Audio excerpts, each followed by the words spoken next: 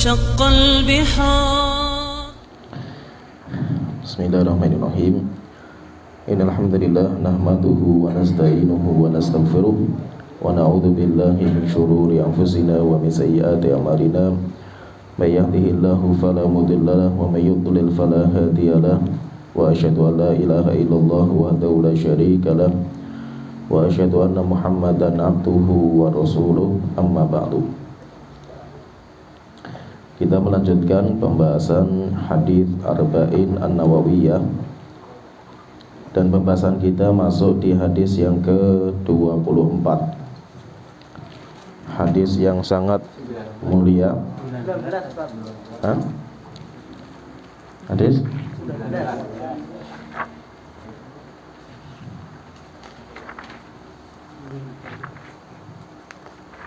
iya, hadis yang ke-19. Hadis yang sangat mulia, wasiat Rasulullah SAW kepada Abdullah bin Abbas. Al-Imam Nawawi rahimahullah ta'ala beliau berkata, An Abdullah bin Abbasin radhiyallahu anhuma qala, kuntu khalfan nabiyyi sallallahu alaihi wasallam yauman. Saya pernah suatu ketika di belakang Rasulullah SAW, yaitu diboncengkan di belakang Rasulullah. Faqala li, kemudian beliau mengatakan kepada saya, ya ghulam, nak, inni u'allimuka kalimatin, aku akan mengajarkan kepada engkau beberapa kalimat. Ihfadillaha yahfazka, jagalah Allah, niscaya Allah akan menjagamu. Ihfadillah tajidhu tujahaka, jagalah Allah, niscaya engkau akan mendapatkan Allah itu di sisimu. Idza sa'alta fas'alillah, kalau kamu minta, maka mintalah hanya kepada Allah Ta'ala. Wa idza sta'anta fasta'in billah, kalau kamu minta pertolongan, mintalah pertolongan hanya kepada Allah Ta'ala. Wa alam annal ummata law ijtama'at ala ayyanfa'uka bi syai'in, dan ketahuilah bahwasanya manusia semua, jika mereka sepakat untuk memberikan manfaat kepada kamu, lan yanfa'uka illa bi syai'in qad katabahu Allahu laka, tidaklah mungkin mereka memberikan manfaat sedikit pun kepada kamu kecuali manfaat yang sudah Allah tetapkan untuk kamu. Wa in ijtama'u ala ayyadurruka bi syai'in, dan kalau mereka itu sepakat untuk memandaratkan kamu, mencelakakan kamu, lam yadurruka illa bi syai'in qad katabahu Allahu 'alaika, tidak mungkin mereka memandaratkan, mencelakakan kecuali dengan sesuatu yang sudah Allah tetapkan menimpa kamu. Rufi'atil aqlam wa jaffatis suhuf, pena takdir sudah diangkat dan lembaran-lembaran sudah kering. Rawahu Tirmidzi wa qala haditsun hasanun shahih. Hadis dikeluarkan oleh Imam Tirmidzi dan beliau mengatakan hadis ini hasan shahih. Wa fi riwayatin ghairi Tirmidzi, dalam sebuah riwayat tapi bukan dari Imam Tirmidzi, Rasulullah bersabda, ihfadillaha tajidhu amamaka, jagalah Allah, niscaya engkau akan mendapatkan Allah itu di depanmu. Ta'arraf ilallahi fir raha ya'rifka fi syiddah, kenallah Allah ketika di masa kamu itu sedang lapang, niscaya Allah akan mengenal kamu ketika kamu sedang sempit.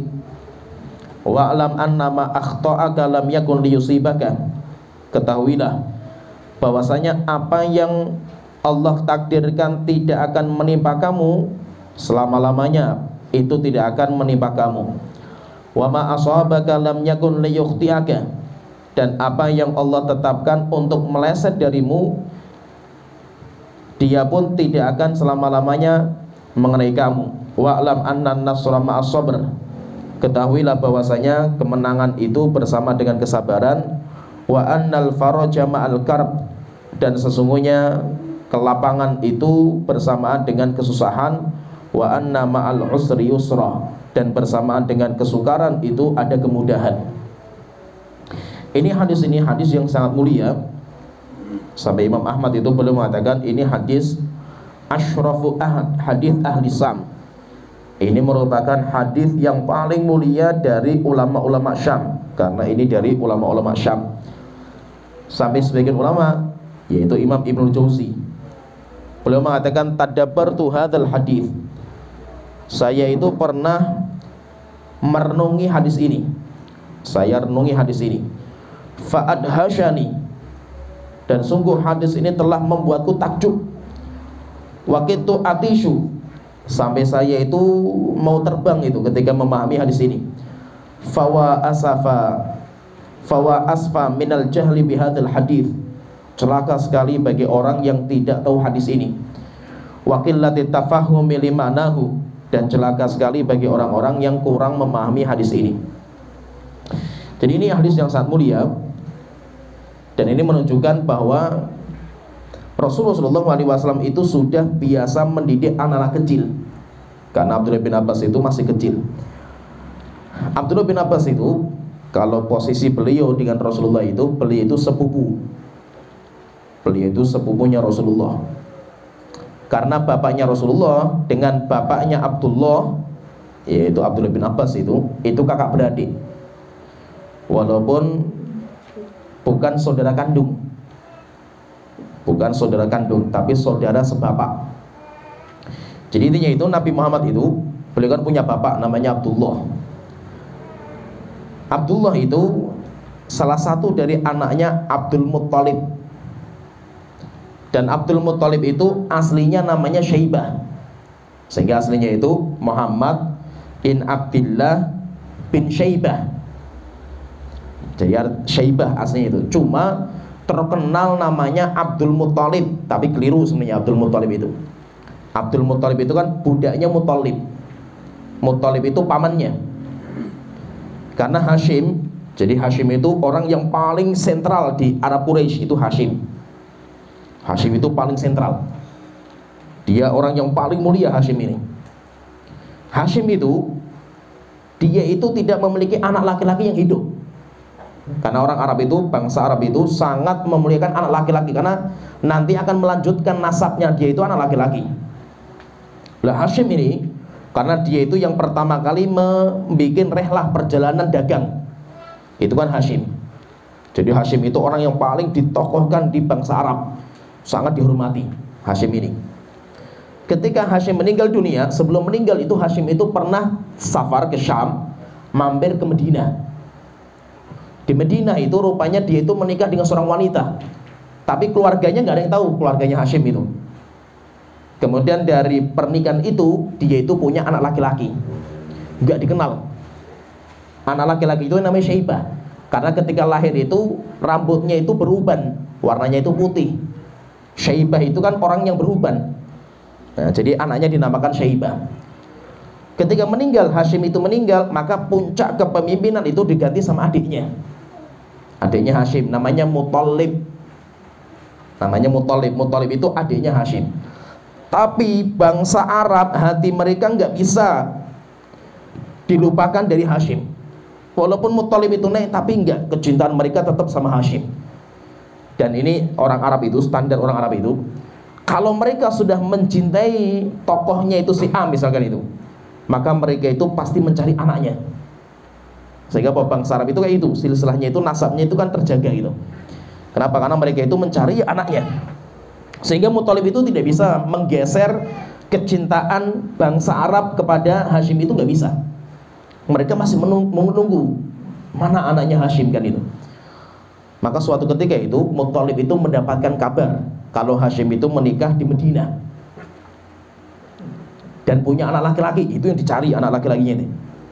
Suatu ketika Muttalib itu pergi ke Madinah, cari wanita yang infonya itu menikah sama Hashim. Dicari informasi, ketemu. Ketika ketemu, ditanya, apakah benar kamu itu wanita namanya si Fulan, Fulana? Ya benar. Apakah benar dulu Hashim itu menikah sama kamu? Benar. Apakah benar anaknya kamu itu, yaitu anak dari Hashim itu anak laki-laki, namanya Syaibah? Benar. Dan itu anak saya. yaitu anaknya itu masih kecil. Akhirnya dia mengatakan, wahai ibu, saya di sini sebagai perwakilan keluarga besar saya di Mekah. Saya ingin membawa anak ini, Syaibah ini, pergi ke Mekah sebagai pengganti kepemimpinan bapaknya, Hashim. Waktu itu belum setuju ibunya, terus sampai akhirnya ibunya luluh hatinya. Sehingga Nabi Muhammad itu nanti kenapa kok sering ke Madinah itu? Karena punya silsilah keluarga di Madinah gitu, Rasulullah itu. Ya, difahami ya ceritanya. Akhirnya setelah itu apa? Hashim itu Muthalib itu membawa Syaibah. Karena anak masih kecil, kemudian perjalanan jauh dari Madinah ke Mekah itu kan jauh. Akhirnya di belakang, dan Syaibah itu ganteng. Syaibah itu ganteng. Ketika dia itu berjalan panas, kusut, berdebu, sampai akhirnya itu ketika bonceng di belakang itu, orang-orang itu tanya sama Muthalib. Muthalib itu siapa itu? Orang ngira Muthalib itu sedang pulang dari pasar budak. Nah, di zaman dulu itu ada namanya pasar khusus budak, jual beli budak. Dan anak itu dikira sebagai budak yang dibeli sama Muthalib. Sehingga apa? Orang-orang Arab menjuluki Abdul Muthalib, budaknya Muthalib, budaknya Muthalib. Ya, paham ya? Akhirnya apa? Terkenallah namanya Syaibah itu dengan Abdul Muthalib.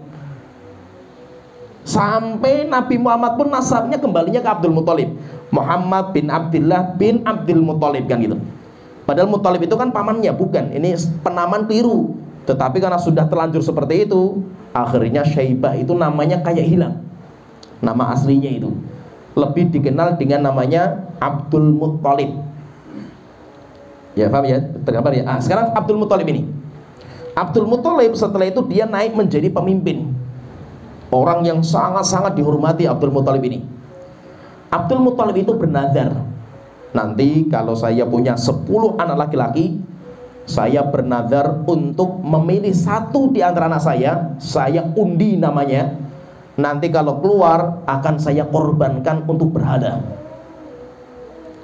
Itu nazarnya itu. Kalau Allah memberikan saya 10 anak, akan saya undi salah satu dari anak saya, nanti akan saya sembelih untuk korban berhala. Subhanallah, dia itu punya anak 10 laki-laki. Ya punya juga perempuan ada, tapi 10 yang penting itu laki-laki. Yang diingat itu laki-laki.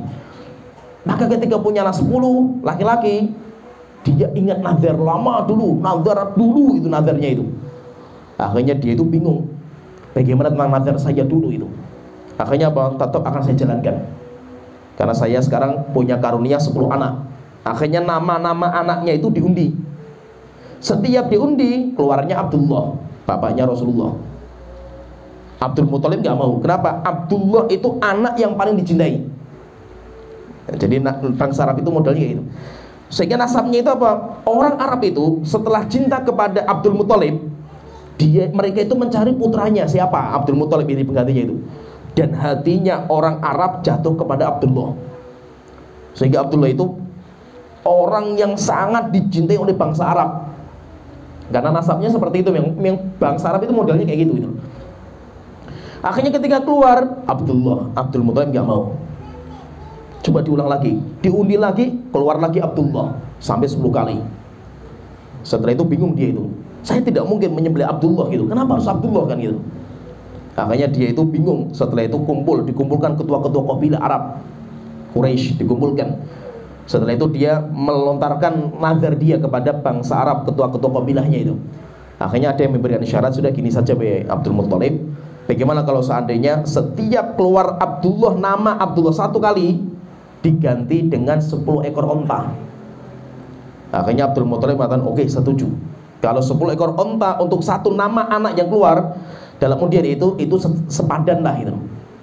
Nah, berarti setelah itu Abdul Muthalib mengeluarkan 100 ekor onta sebagai pengganti Abdullah.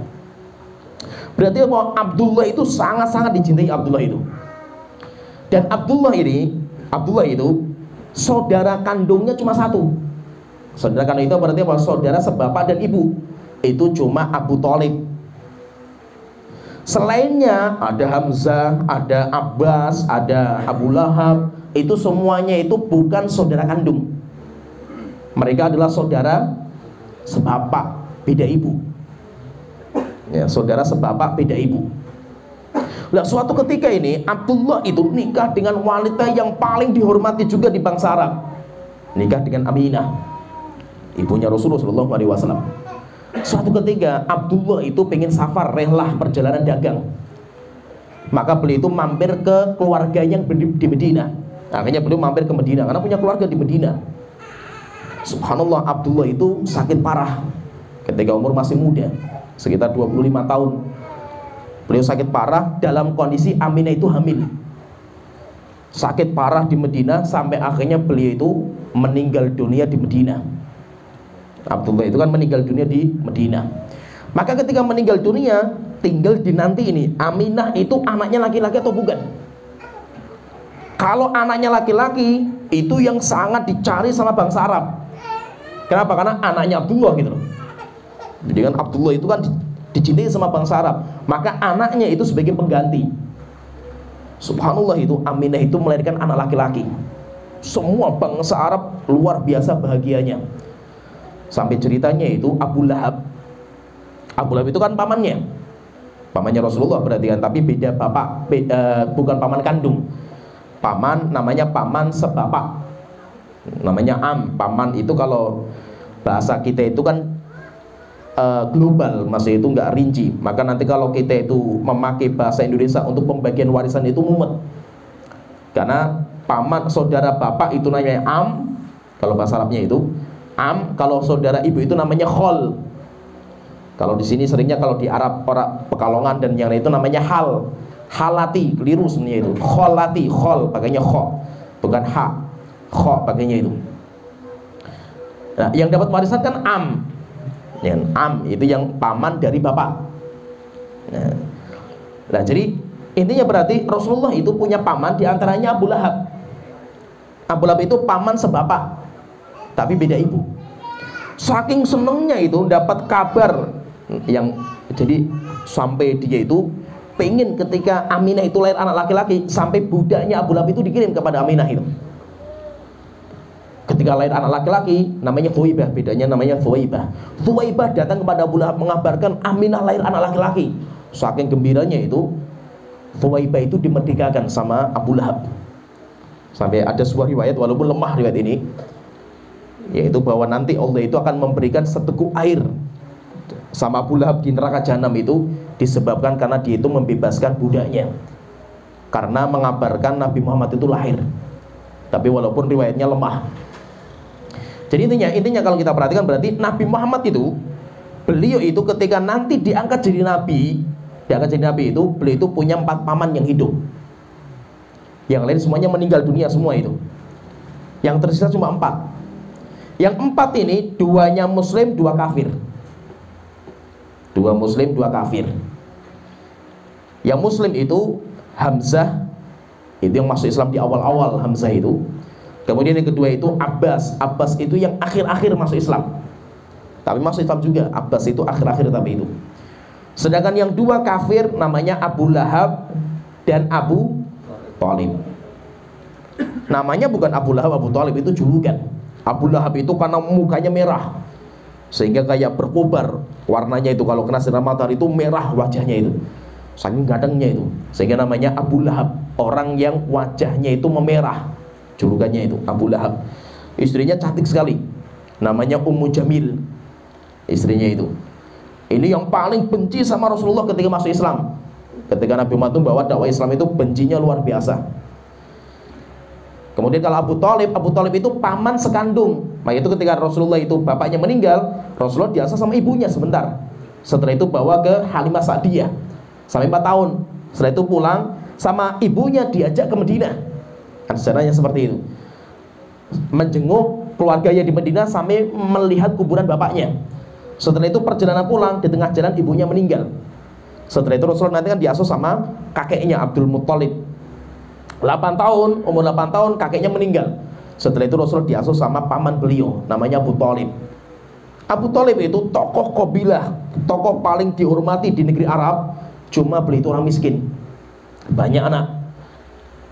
Nah, beliau menjadikan Nabi Muhammad itu anak kandung, kayak anak kandung sendiri biasanya, paling spesial. Yang lain anak-anak belum dimandikan, Nabi Muhammad sudah dimandikan, sudah disisir, kasih minyak wangi. Abu Thalib itu punya tempat duduk di bawah Ka'bah, nggak boleh seorang pun duduk di situ, hatta putranya nggak boleh. Ketika Nabi mau duduk, orang-orang pengen menyingkirkan itu. Waktu kecil Nabi Muhammad itu, Abu Thalib mengatakan, jangan, ini orang besar ini nantinya itu. Ini orang ini nggak sembarangan ini, anak saya ini. Ya, berarti apa? Dari umur 8 tahun sampai Nabi Muhammad menjadi Nabi itu, yang merawat adalah Abu Thalib. Sampai Rasulullah berdakwah itu yang merawat, yang menjaga juga Abu Thalib. Oleh itu orang paling berjasa untuk dakwah Islam itu Abu Thalib. Tapi sayangnya dia nggak masuk Islam. Dan kenapa itu? Kata sebagian ulama, kenapa nggak masuk Islam? Disebabkan karena nama, pengaruh nama. Namanya kan bukan Abu Thalib, bukan Abu Lahab. Namanya itu Abdul Uzza dan Abdul Manah. Jadi hambanya Uzza, jadi hambanya budak, bukan Abdullah, bukan. Sehingga gara-gara nama itu membekas kepada pribadinya, sampai akhirnya nanti nggak masuk Islam. Oleh itu berarti pamannya Rasulullah yang masuk Islam kan dua, Hamzah, tapi Hamzah awal sudah meninggal dunia. Kemudian setelah itu masuk Islam juga itu Abbas. Nah Abbas ini punya anak laki-laki, namanya Abdullah bin Abbas. Abdullah bin Abbas itu berarti anak kecil, sama Rasulullah dekat sekali itu. Sehingga apa? Dia itu sering di rumahnya Rasulullah. Dan luar biasa Rasulullah itu, anak-anak kecil itu sudah dididik masalah tauhid. Coba kalau kita perhatikan ini, Masya Allah, itu wasiat Rasulullah luar biasa masalah tauhid, masalah akidah. Dan itu anak-anak kecil sudah dididik.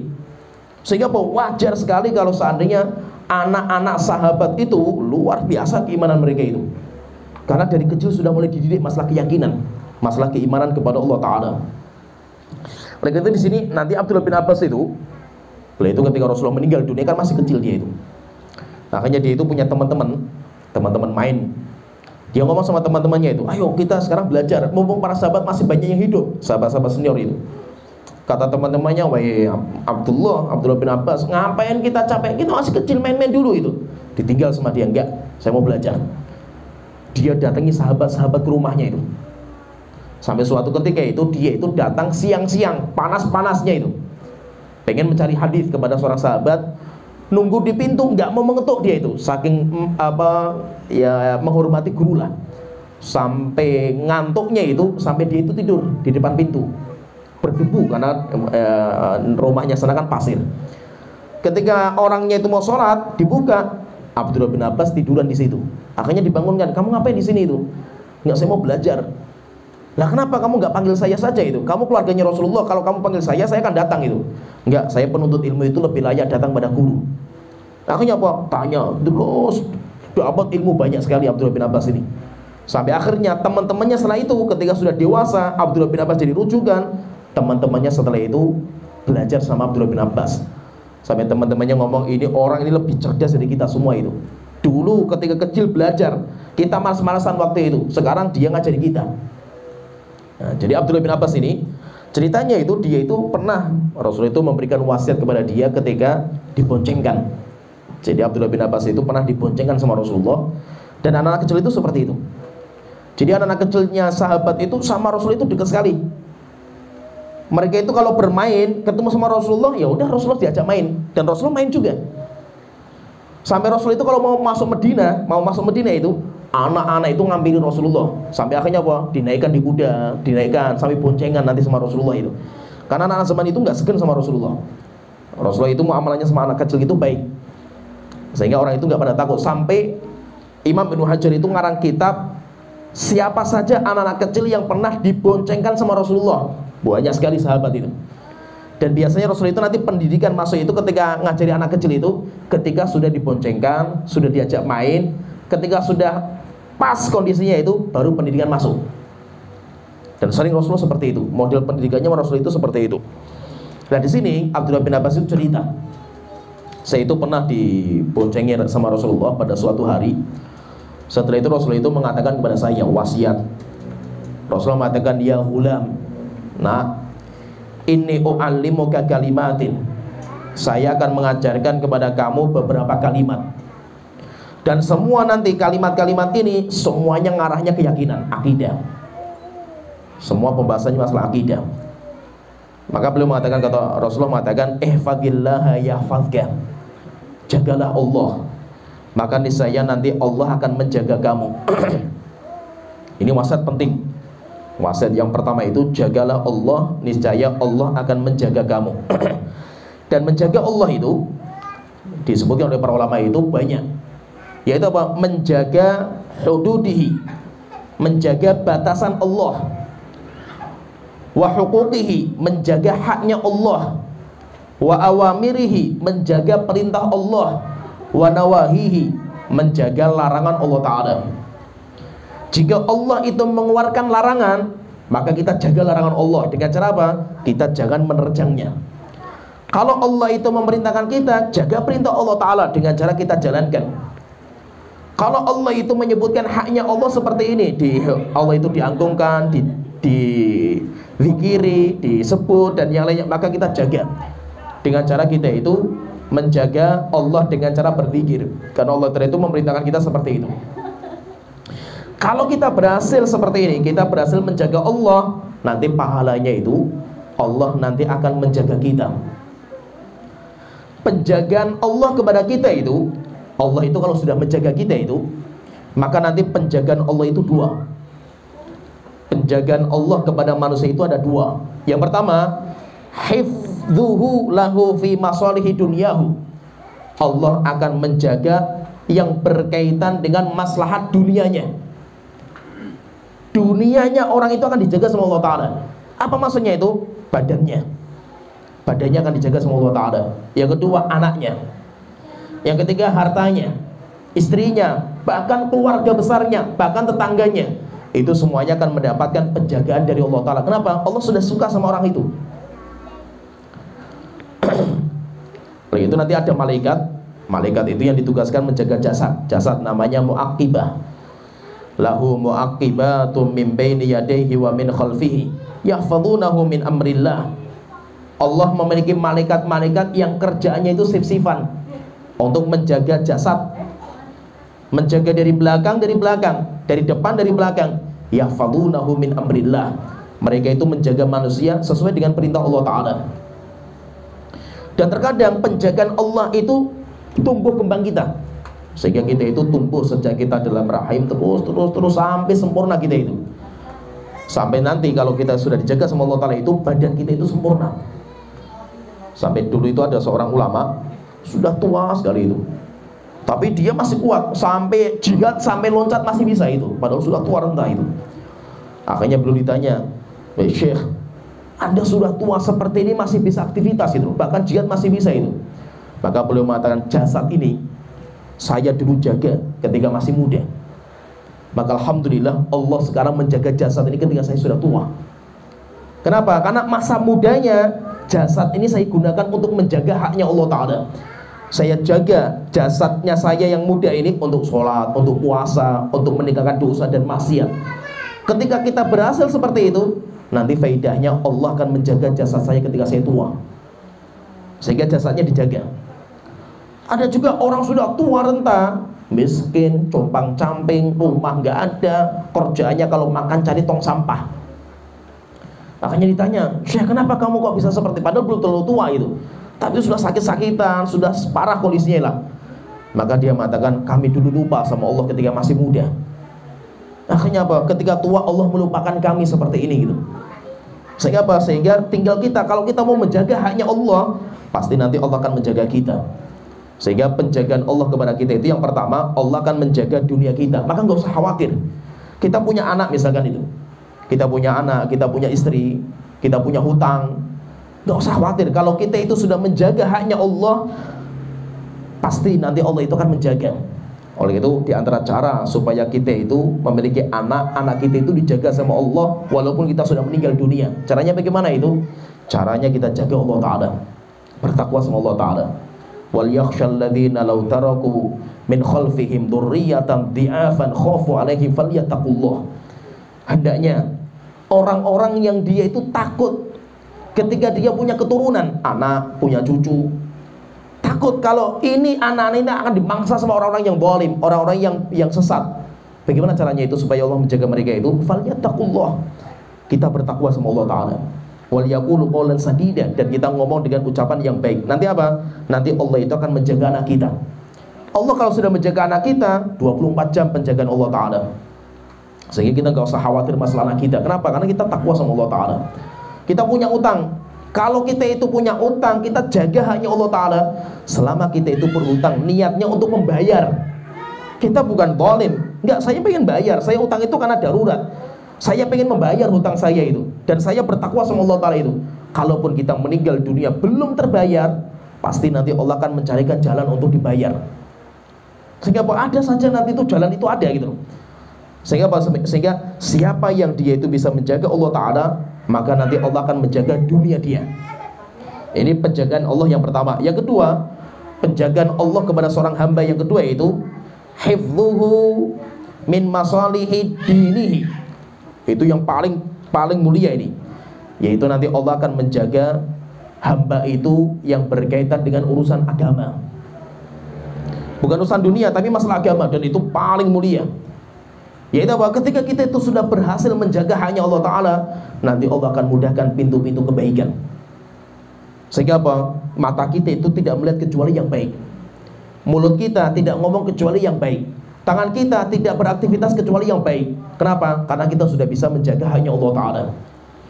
Sehingga apa? Sehingga orang itu menjadi wali-wali Allah Ta'ala, yang mana setiap beraktivitas semuanya kebaikan.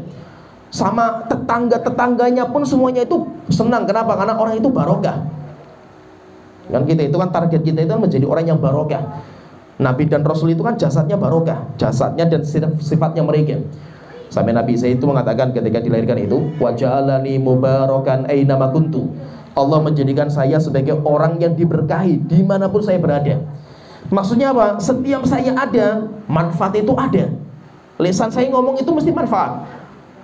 Sikap kita itu kalau berbuat mesti manfaat. Semuanya itu akan mendapatkan manfaat dari diri saya itu.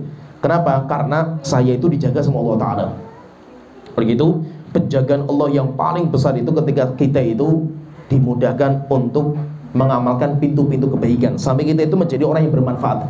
Rasulullah mengatakan, siapa? Ditanya itu, siapa manusia paling mulia wahai Rasulullah? Rasulullah mengatakan, khairun nas anfa'uhum linnas. Manusia terbaik adalah manusia yang paling bermanfaat bagi yang lainnya. Nah, kalau kita bisa bermanfaat berarti kita itu kan barokah. Tapi untuk sampai ke tingkatan ini gak mudah. Kalau itu wali-wali Allah itu gak main-main mereka itu. Sampai Allah telah mengatakan, ala inna awliya Allah la khaufun alaihim wa lahum yahzanun. Sesungguhnya wali-wali Allah itu gak pernah takut dan gak pernah sedih mereka itu. Alladzina amanu wa kanu yattaqun, orang-orang yang beriman dan bertakwa. Rasulullah mengatakan ketika bicara tentang hadis wali, ada hadis namanya hadis wali, yaitu Rasulullah mengatakan, ma taqarraba ilayya abdi. Allah Ta'ala berfirman dalam hadis qudsi, tidak ada seorang hamba yang mendekatkan diri kepadaku dengan sesuatu yang paling aku cintai kecuali perkara yang saya wajibkan. Tapi kalau seorang hamba itu mengamalkan yang wajib ditambah dengan yang sunnah, hatta uhibbah, dia nanti akan saya cintai. Kalau sudah saya cintai, saya akan menjadi matanya ketika dia melihat. Saya akan menjadi mulutnya ketika dia berbicara. Saya akan menjadi telinganya ketika dia itu mendengar. Saya akan menjadi tangannya, kakinya, dan saya akan menjadi apa saja dalam diri dia itu. Setelah itu dia mengatakan, Allah telah mengatakan, kalau dia minta sama saya, pasti akan saya kabulkan. Dia minta pertolongan sama saya, pasti akan saya berikan pertolongan dia itu. Nah, siapa itu? Wali. Maksudnya Allah akan menjadi matanya ketika dia melihat apa? Allah itu akan memperbaiki matanya sehingga tidak melihat kecuali yang baik-baik saja. Allah akan memperbaiki lisannya. Maksudnya apa? Tidak ngomong kecuali yang baik saja. Kenapa? Karena dia itu dijaga sama Allah Ta'ala. Itu terkadang orang, kita misalkan, kita manusia biasa, kita pengen jatuh dalam dosa itu. Tapi ketika kita itu pengen berbuat dosa, ada saja perkara-perkara yang membuat kita itu sadar gitu loh. Kita nggak nabi gitu loh. Kalau nabi kan jatuh dalam dosa langsung diingatkan sama Allah Ta'ala gitu. Sehingga Nabi itu maksum. Maksumnya Nabi itu bukan karena nggak punya dosa. Nabi juga manusia biasa mereka itu. Sehingga Nabi juga berbuat dosa. Nabi Adam makan buah yang dilarang sama Allah Ta'ala, dosa. Nabi Musa memukul orang yang belum dihalalkan, dosa juga. Nabi berbuat dosa itu. Bedanya Nabi dengan kita itu, Nabi kalau berbuat kekeliruan langsung ditegur sama Allah Ta'ala. Sampai Nabi Muhammad pun berkali-kali ditegur sama Allah Ta'ala. Ya ayuhan Nabi, lima tuharrimu ma ahallallahu laka. Nabi, ngapain kamu mengharamkan apa yang Allah halalkan? Abasa wa tawalla. orang yang wajahnya bermuka musam dan cemburut, Nabi Muhammad ditegur langsung sama Allah Ta'ala. Tapi kalau kita kan gak ditegur ya. Terus kalau kita itu berbuat dosa dan maksiat, Allah itu nanti kalau Allah itu sudah cinta sama kita, karena kita menjaga hanya Allah Ta'ala itu, nanti Allah itu akan membuat cara bagaimana orang itu bisa sadar. Terkadang kita jatuh dalam dosa, kita manusia biasa gitu, tapi subhanallah ada saja yang menegur kita itu. Walaupun gak harus ustadz, gak harus, bukan gitu, tapi ada saja kejadian-kejadian di mana kita itu langsung melihat, Masya Allah itu saya berbuat dosa itu, ada kejadian ini, saya bertobat lah itu. Sehingga ada saja gitu, kejadian seperti itu ada saja itu, dan kita terkadang gak ngeh itu, Masya Allah itu, ini telah menegur saya itu. Dan itu sering, masa itu orang seperti ini sering itu, kita mendapatkan, ini luar biasa datangnya dari Allah Ta'ala. Cuma terkadang kita itu gak sadar gitu. Terkadang apa? Kita berbuat dosa itu, bagaimana cara Allah menegur itu? Terkadang cara menegurnya itu, Allah itu dari anak kita, dari sikap anak kita itu. Anak kita rupanya nakal, Masya Allah itu. Anak saya misalkan mencuri uang saya itu, Masya Allah itu. Memang rupanya saya dulu mencuri, mungkin anak saya itu bekas dari anak saya itu. Udah saya bertobatlah kepada Allah Ta'ala kan. Sehingga apa? Terkadang banyak cara Allah menegur kita itu, banyak sekali itu. Banyak di antara kita itu kan yang bertobat itu karena Allah menegur kita kan. Walaupun nggak ustadz, terkadang ceramahnya ustadz itu nggak mempan gitu loh.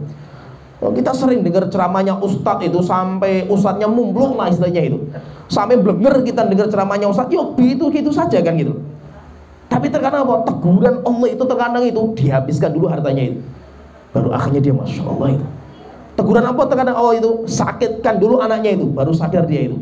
Itu teguran Allah. Allah masih cinta sama kita itu, sehingga kita terapa ditegur seperti itu. Lama-lama sampai akhirnya kita ngaji kan itu. Coba kita kenal sunnah itu kan gak mudah kan itu. Perjalanan kita sampai kita kenal sunnah itu kan perjalanan panjang gitu. Sampai akhirnya coba misalkan gini, saya misalkan itu, saya kok kenal sunnah itu gimana ceritanya kan itu ya kan? Atau sampai sekarang saya itu jadi ustadz itu, ceritanya kayak apa kok bisa saya jadi ustadz kan gitu. Nggak pernah ngeh gitu. Tapi ada saja jalannya itu. Jalannya itu ada gitu ya kan? Saya kalau dulu kan ngaji sunnah itu kenapa? Karena kan saya sekolah STM. Padahal STM saya itu jauh dari rumah saya. Salatiga itu STM-nya itu di pucuknya utara, rumah saya pucuknya selatan gitu. Ya, jauh sekali rumah saya sampai sekolah itu. Tapi nggak tahu kok saya itu daftarnya ke sana gitu loh. Kakak saya saja dulu STM nggak di situ gitu loh. Kok saya bisa ke situ gitu loh STM-nya itu. Rupanya di STM itu masuknya itu nggak pagi terus, terkadang pagi, terkadang siang. Giliran seperti itu. Pas sholat Jumat itu saya pengen masuk siang, saya pengen cari masjid yang dekat dengan sekolah kan. Akhirnya cari masjid, mana masjid yang paling dekat? Masya Allah, rupanya masjid yang paling dekat itu masjid sunnah. Saya waktu itu lihat orang jenggot ini, ngapain orang jenggot-jenggotan kayak gini kan itu. Orang perempuan pakai cadar kayak ninja kayak gini, apa sih kayak gitu. Bagi kita kan ajaran aneh kan gitu loh. Tapi karena masjid yang paling dekat ya itu, ya wes sholat cuma di situ kan gitu loh. Ketika dengar khutbah, Masya Allah, bagus sekali khutbahnya kan itu. Setelah selesai khutbah, saya pura-pura ngobrol lah sama ustadznya, asik sekali diajak ngobrol kan. Akhirnya apa? Setelah itu ngaji gitu.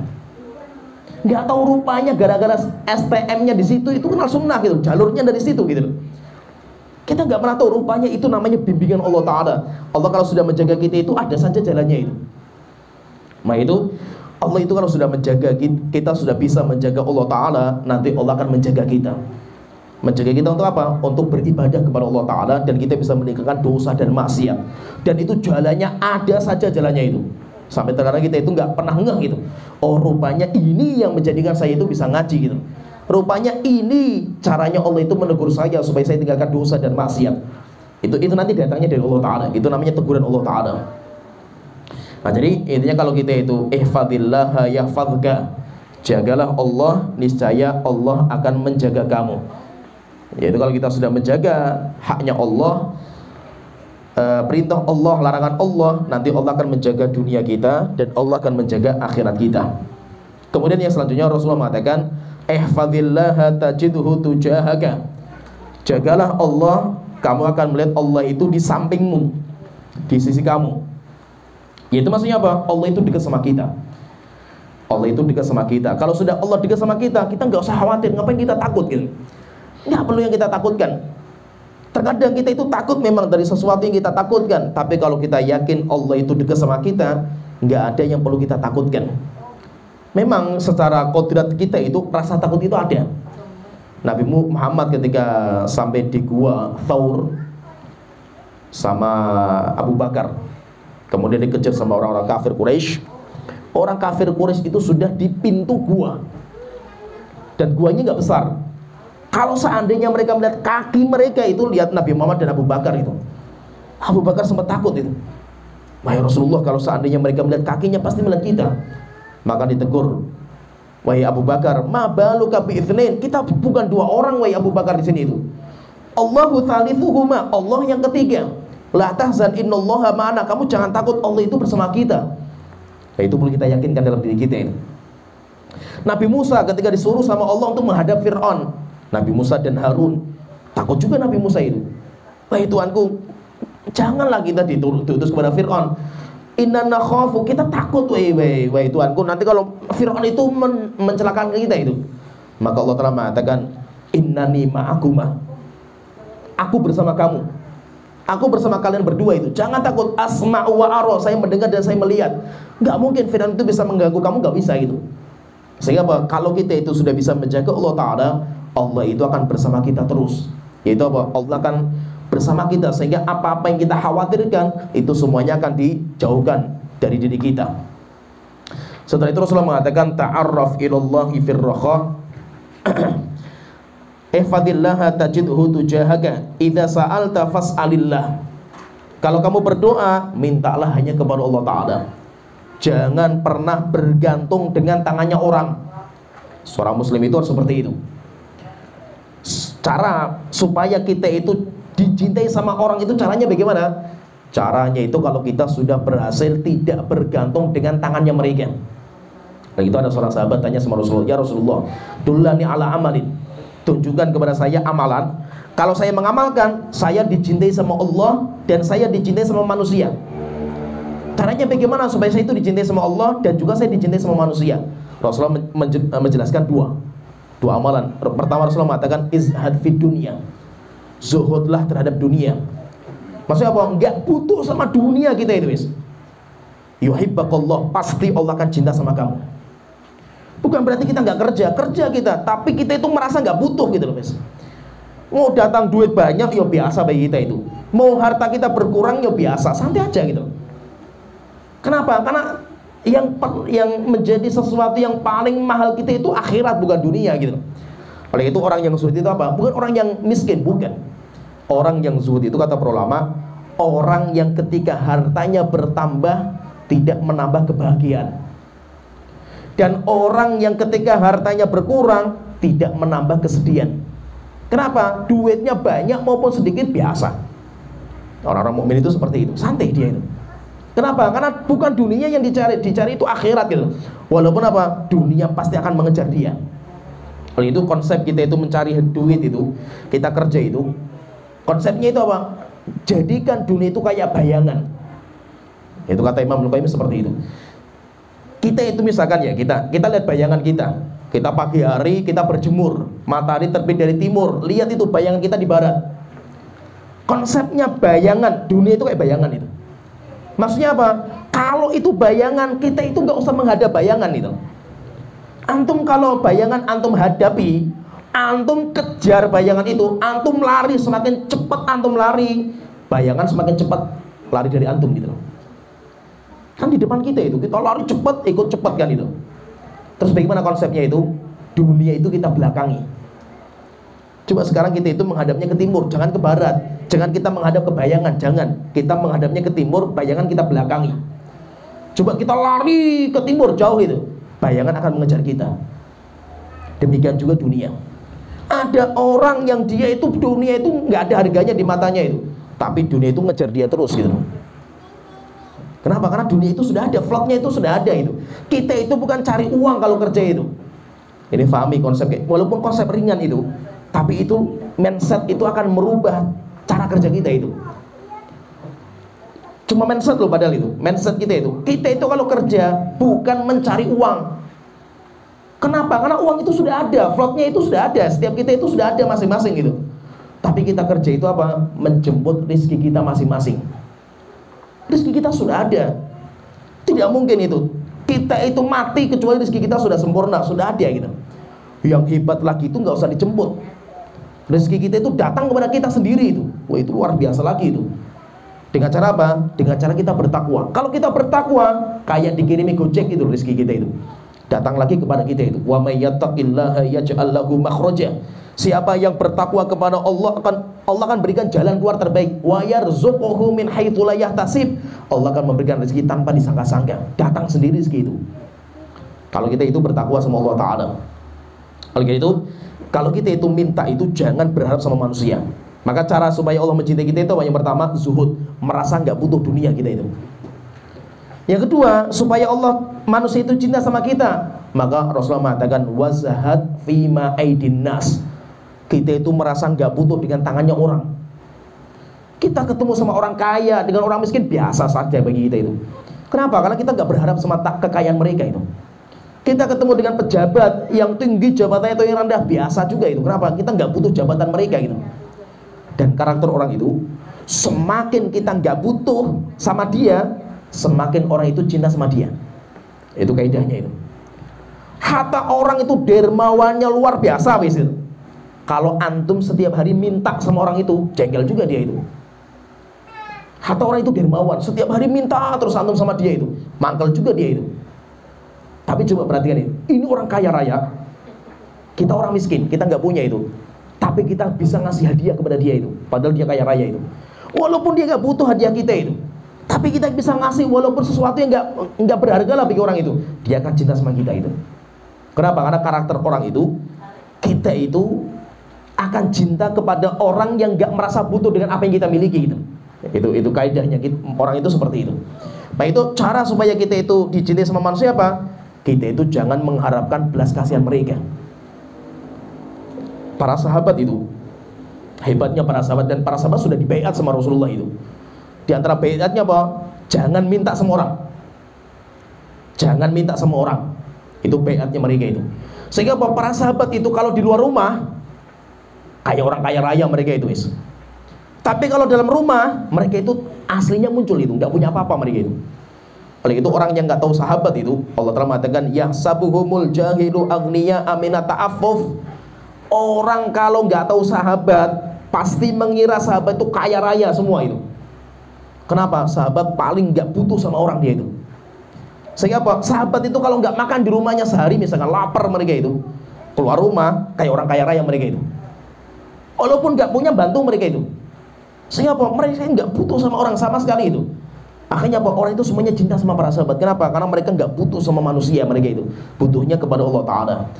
Maka kalau kita itu memerlukan apa saja, butuh sama apa saja, itu mintanya sama Allah Ta'ala. Silakanlah kita bersimpuh curhatnya sama Allah wis gitu. Kalau mau curhat itu sepanjang-panjangnya itu.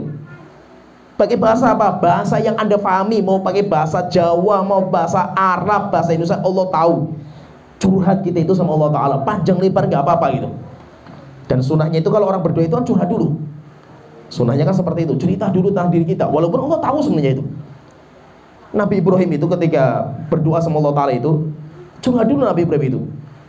Wahai Tuhanku, inni askantu min dzurriyyati biwadin ghairi dzi zar'in inda baitikal muharram. Tuhanku, saya telah meletakkan salah satu keluarga saya, anak saya itu Ismail, di sebuah tempat lembah. Tidak ada binatang, nggak ada tumbuhan, nggak ada air, nggak ada manusia. Curhat Nabi Ibrahim itu, bahwasanya apa? Saya itu punya anak yang saya lepas di sana, wahai Tuhan. Allah tahu itu. Rabbana liyuqimus shalah. Tuhanku, tolong jadikan keluarga saya di sana itu terus menegakkan sholat. Faj'al af'idatan minan nasi tahwi ilaihim. Jadikan hati manusia itu condong untuk mengunjungi keluarga saya. Itu kan doa, tapi setelah curhat. Curhat dulu kita sama Allah Ta'ala, wahai Tuhanku, saya itu punya usaha gini, panjang lebar ceritakan sama Allah Ta'ala itu.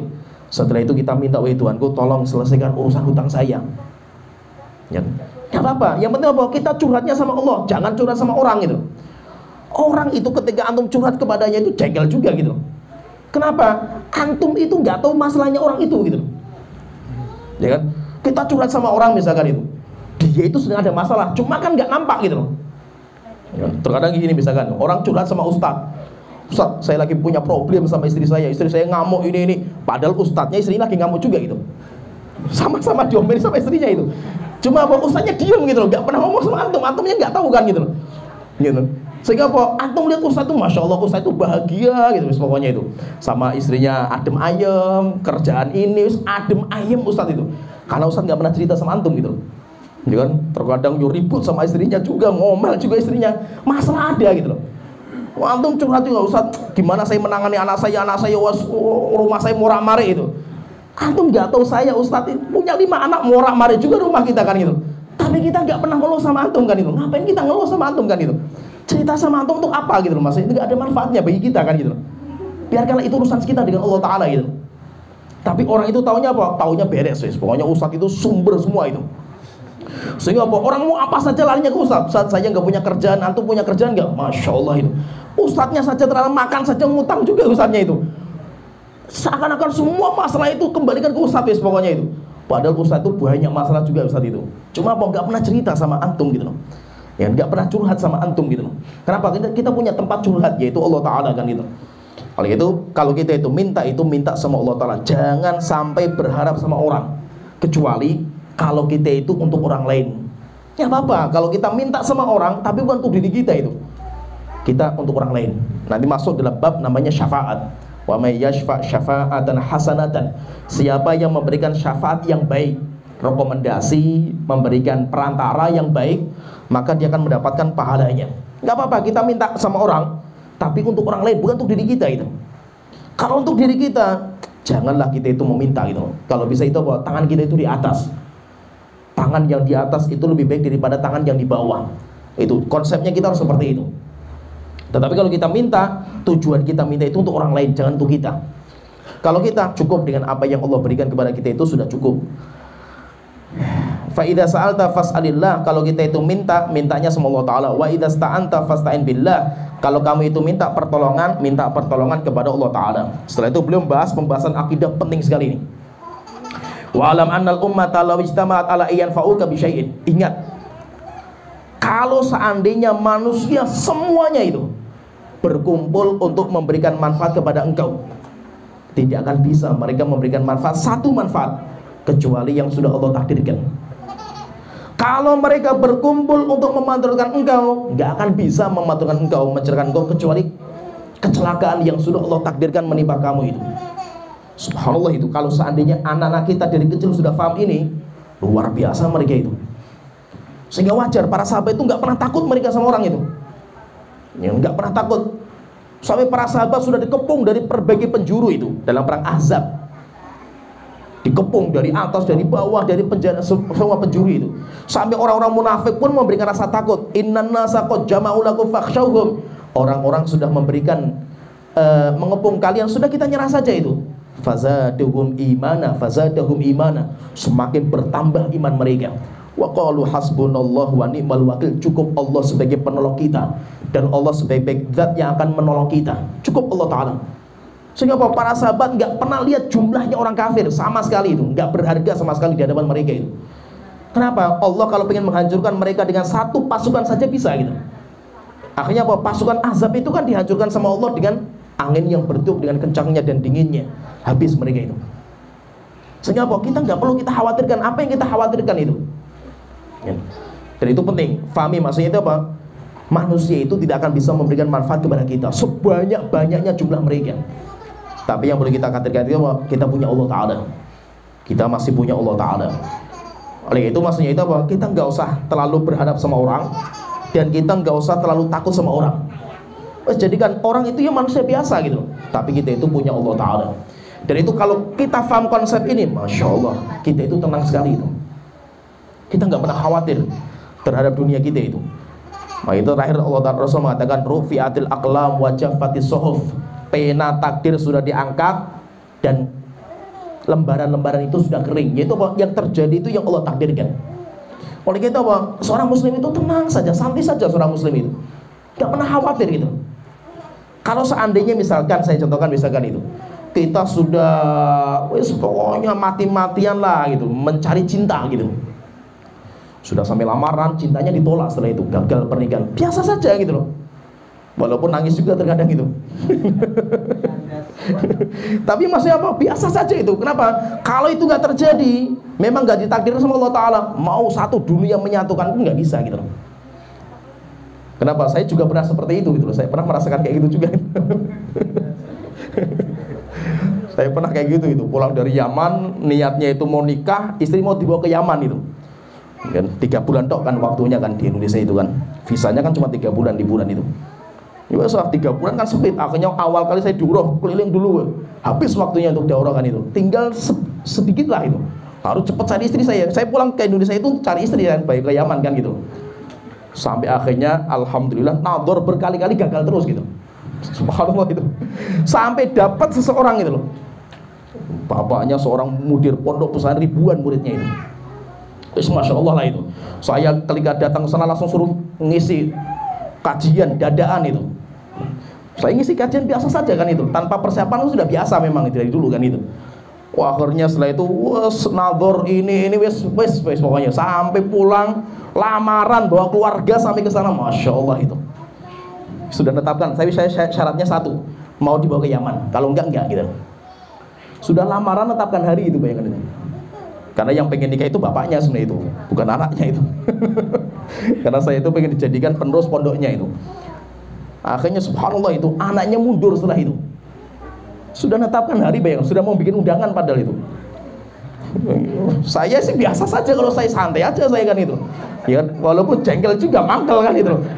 Tapi pas itu kalau santai berarti ada yang lena itu. Memang tidak tepat ketika nikah waktu ini, berarti nggak bagus kan itu. Saya biasa itu, sampai bapaknya nangis gitu. Nelpon saya, Ustaz, tolong jangan mundur dulu itu. Lah Pak, yang mundur istri, saya mau nikah sama anaknya Anda, bukan Andanya kan itu loh. Kalau saya Andanya sih nggak apa-apa gitu loh. Wow, sampai nangis bapaknya itu. Sampai akhirnya saya nasihati, bayangkan saya yang nasihati bapaknya itu. Pak, kalau seandainya memang gak jodoh itu, satu dunia nyatu kan kita nggak bisa Pak gitu. Ya. Kalau memang sudah jodohnya nanti akan ketemu sendiri gitu. Ya. Sampai akhirnya apa? Subhanallah, waktunya habis nggak sempat nikah gitu dia. Bisa balik ke Yaman dibully sama teman-teman saya, Masya Allah, hancur-hancuran sama saya itu. Wah, luar biasa di sana itu. Subhanallah, rupanya setelah itu perang di Yaman itu.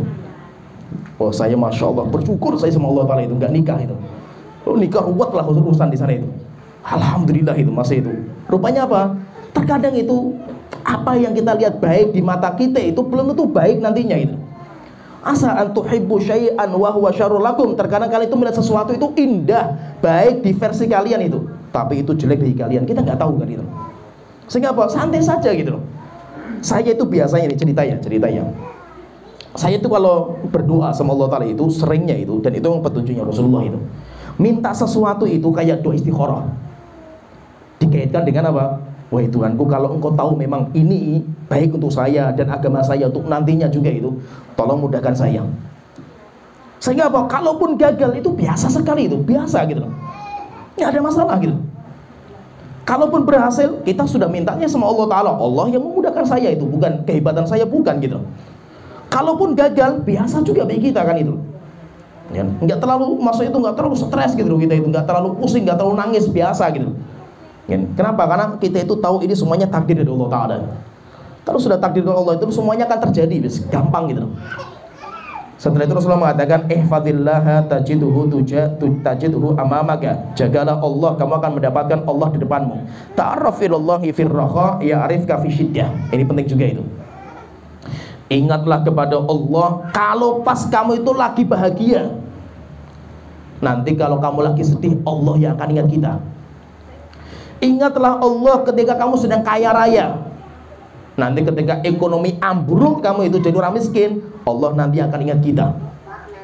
Sehingga apa? Kalau kita itu lagi senang, lagi lapang, lagi bahagia, ingat kita itu sama Allah Ta'ala. Jaga sholat kita, jaga puasa kita, dan yang lainnya. Nanti roda kehidupan itu akan berputar. Nggak mungkin kita kaya terus, nggak mungkin. Nggak mungkin kita itu bahagia, tertawa terus, nggak mungkin itu. Nggak mungkin kita itu banyak teman yang kumpul sama kita, nggak mungkin. Ada waktunya dimana kita akan ditinggal sama teman-teman kita itu. Maka di waktu itu nanti Allah yang akan ingat sama kita. Kalau kita itu biasa ingat sama Allah ketika kaya, nanti pas ambruk ekonomi kita akan diingat sama Allah Ta'ala. Kalau pas kita lagi sehat, kita ingat sama Allah Ta'ala. Kita lagi sakit, nanti Allah akan ingat sama kita. Kalau kita itu lagi bersama-sama teman-teman kita, kita itu ingat sama Allah Ta'ala. Nanti kalau kita sendirian di kuburan, nggak ada lagi teman kita yang bersama kita itu. Nanti Allah yang akan ingat sama kita. Sehingga ingat sama Allah itu ketika apa? Ketika lapang. Kalau pas kita lagi sempit itu biasa kita butuh sama Allah Ta'ala. Coba kalau kita itu lagi butuh sama Allah itu, kita lagi ekonominya hancur-hancuran di situ misalkan. Kita lagi punya masalah keluarga, kita lagi sakit, kita itu doa sampai nangis kita sama Allah Ta'ala itu. Tapi coba perhatikan gitu, kalau sudah permintaan kita dikasih sama Allah Ta'ala, kita misalkan minta ekonomi kita dimudahkan karena kita itu parah kondisinya misalkan itu, subhanallah Allah kabulkan sampai kita menjadi orang kaya raya. Pertanyaan, doa kita ketika kaya sama nggak ketika kita miskin dulu itu? Ya, semangat kita berdoa itu sama nggak itu? Beda. Ini jadi masalah itu. Kenapa nggak sama gitu? Dan anehnya kita ini fahami, coba saya ini fahami, karena banyak orang seperti itu. Kita itu merasa diuji sama Allah itu ketika lagi ambruk kita itu.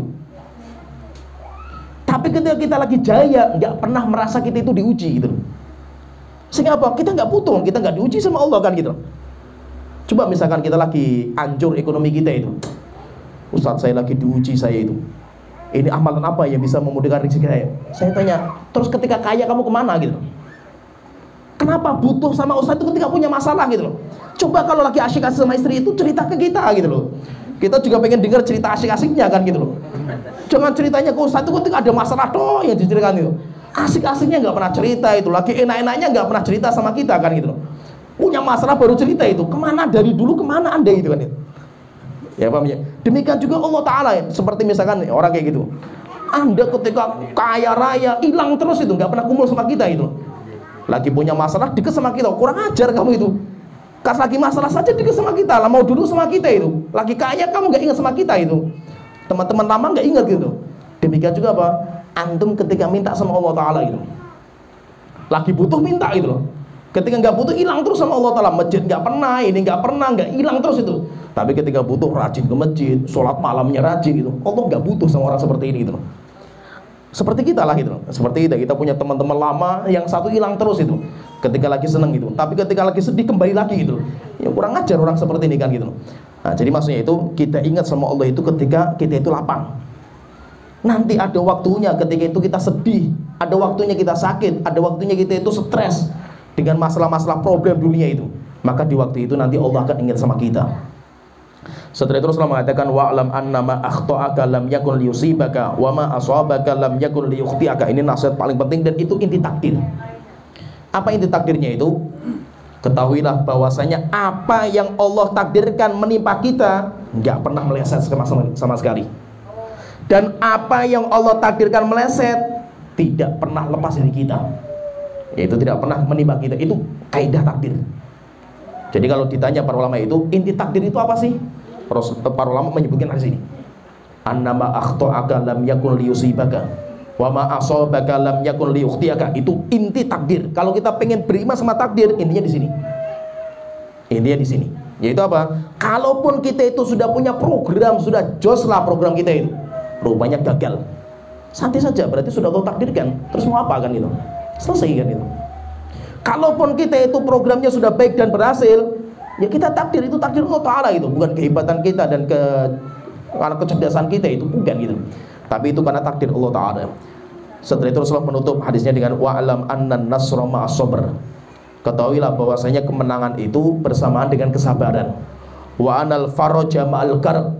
Al faraj itu yaitu kita punya masalah kemudian masalah kita itu hilang gitu. Nah, itu namanya faraj. Yaitu lepasnya kita dari masalah itu bersamaan dengan susah dan penatnya kehidupan. Wa anna ma'al usri yusra. Bersamaan dengan kesusahan itu nanti akan ada kemudahan. Yaitu maksudnya apa? Untuk mencapai kepada puncak kesuksesan itu butuh proses. Kita pengen bahagia, butuh proses bahagia. Kita pengen jaya, butuh proses kejayaan. Kita butuh masuk surga, butuh proses juga masuk surga. Gak mudah gitu loh. Sehingga apa? Jangan sampai kita itu pengennya instan. Pengen semuanya instan karena makannya mie instan semua gitu. Pengennya bahagia itu instan gitu. Gak bisa. Panjang problemnya, perjalanan itu panjang gitu. Nabi dan Rasul saja diuji gitu. Apalagi kita. Selama kita itu di dunia itu ujian gak pernah selesai. Dan itulah yang dinamakan dengan kehidupan dunia. Kalau kita pengen hidup tanpa ujian, cuma ada di surga. Selama bukan di surga itu nggak pernah ada yang namanya nggak ada ujian. Selama kita masih di dunia, ujian itu akan menyertai kita. Dan ujian itu menjadi ringan. Ujian itu menjadi ringan itu ketika kita itu ingat sama Allah Ta'ala. Jadi ringannya ujian itu kapan? Ketika kita itu ingat sama Allah Ta'ala.